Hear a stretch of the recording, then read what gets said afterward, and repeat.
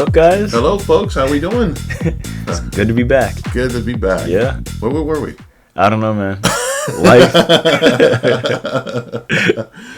All right. Well, guys, hey. Well, again, yeah, like Garrett says, well, we're back. Welcome back to another adventure and episode of Beach Cat Cinema Corner. All right. So, guys, we, if many of you have Netflix, I know we've been discussing a lot of Netflix movies. And this one in particular, we just did discuss in one of our earlier shows, but this one here is a little bit more different, which is the Rebel Moon, Zack Snyder's director's cut. Yeah. It was good, man. I saw the first one, and then I saw the second one. I liked it. I liked that. You know, it makes me wonder. It's like, man, maybe he should have done that in the beginning. Mm-hmm. You know, I mean, it was just. But I mean, I know in some ways and forms, just trying to capture like all the audiences. Well, yeah, because 3.5 hours is long. You know, most people aren't going to watch. Long. Yeah, and just to put everything all in that, you know, that's you know, in that time frame, mm-hmm. It's like, boy, that was amazing. But I liked it. Yeah, I know if many of you guys out there, I mean, if you guys enjoy like the gore, mm-hmm. but I mean, I do, especially seeing it in like in a sci-fi kind of way, right? More like, I mean, of course, you won't see that much like in Star Wars or Star Trek and stuff in the sci-fi family, but Rebel Moon, I mean, yeah, that was really intense. Mm-hmm. Boy, with the Scargiver and that was the second one. Yeah, the first one, I think it was like Child. I think it's called Child on Fire or something like Fire. that. Yeah, that one was. Yeah, I liked it. Kudos to Zack Snyder on making a comeback and all that, and showing a different vision.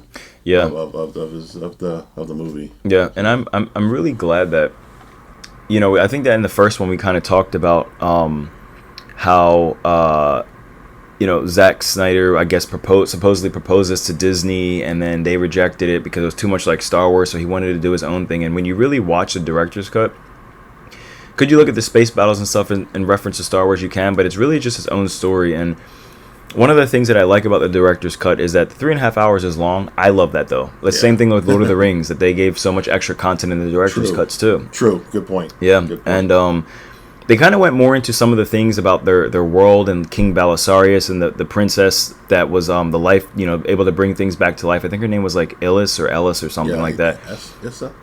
It's something like along. Yeah. Yeah, I think it is.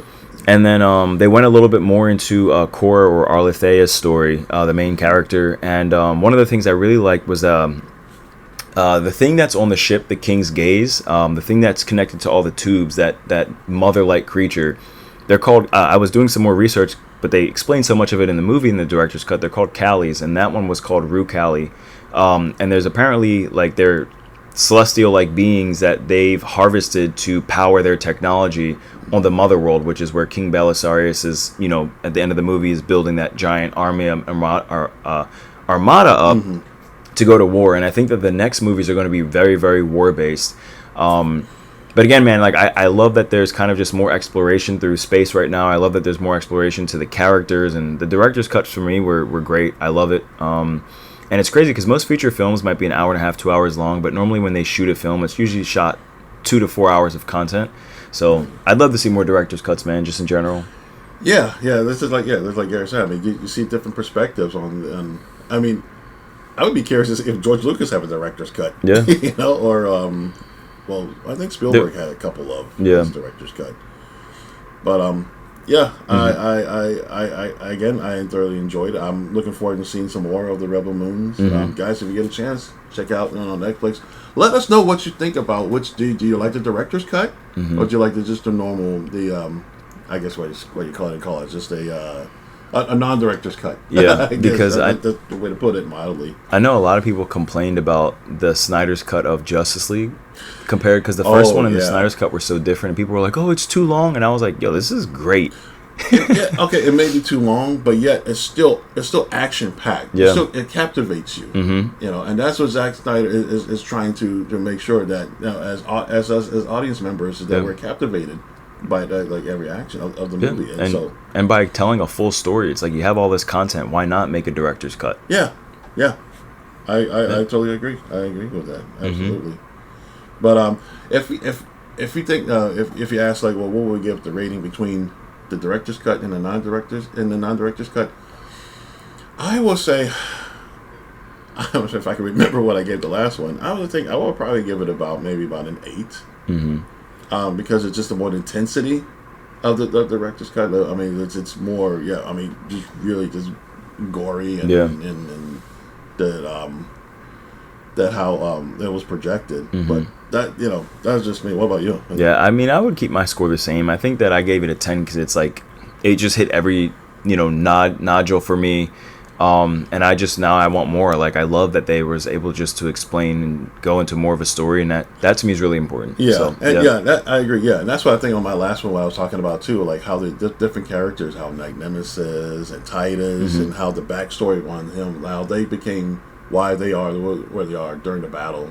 But it was too short. Like, their backstories were just very minuscule. Yeah, it was short, but I think it was. But I think it really made a point of where they are. Why are they rebelling against the other like Atticus or anything?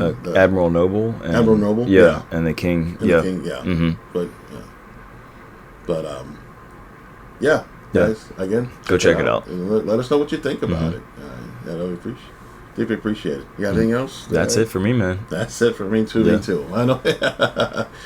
I know we were going to cut this one short because, I mean, like I said, we did on the last show. But guys, thanks for watching. Thanks again, and please don't forget to subscribe, hit the notification button, like us.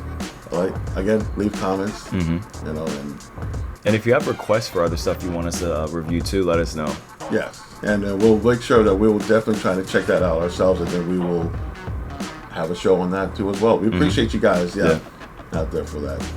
So in the meantime, guys, take it easy, take care of yourselves, and we'll catch you on the next show.